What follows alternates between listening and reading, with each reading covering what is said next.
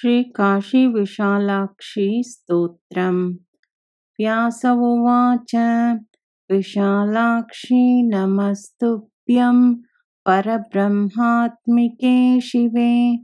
त्वमेव माता सर्वेषां ब्रह्मादीनां दिवौकसाम्।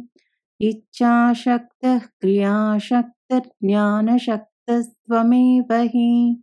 ऋज्वी कुण्डलिनी सूक्ष्मा योगसिद्धिप्रदायिनी।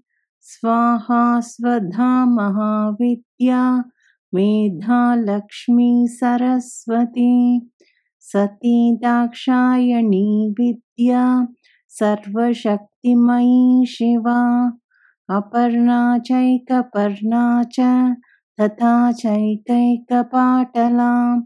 उमा हैमवती चापि कल्याणी चैव मातृका। ख्यातिः प्रज्ञा महाभागा लोके गौरीति विश्रुता।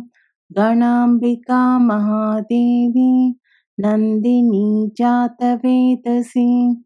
सावित्री वरदा पुण्या पावनी लोकविश्रुता। आयति नियति रौद्री दुर्गा भद्रा प्रमाथिनी। कालरात्रि महामाया रेवती भूतनायिका। गौतमी कौशिकी चार्था चण्डी कात्यायनी सती। वृषध्वजा शूलधरा परमा ब्रह्मचारिणी। महेन्द्रोपेन्द्रमाता च पार्वती सिंहवाहना। एवं स्तुत्वा विशालाक्षी दिव्यैरेतैः सुनामभिः।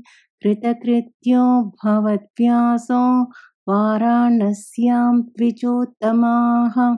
वाराणस्यां विशालाक्षी गङ्गा विश्वेश्वरः शिवः। भक्तिः पशुपतौ तत्र दुर्लभं हि चतुष्टयं।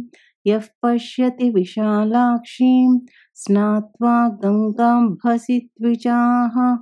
अश्वमेधसहस्रस्य फलमाप्नोत्यनुत्तमम्। इति श्रीसौरपुराणे अष्टमोऽध्याये व्यासकृतं विशालाक्षीस्तोत्रं सम्पूर्णम्।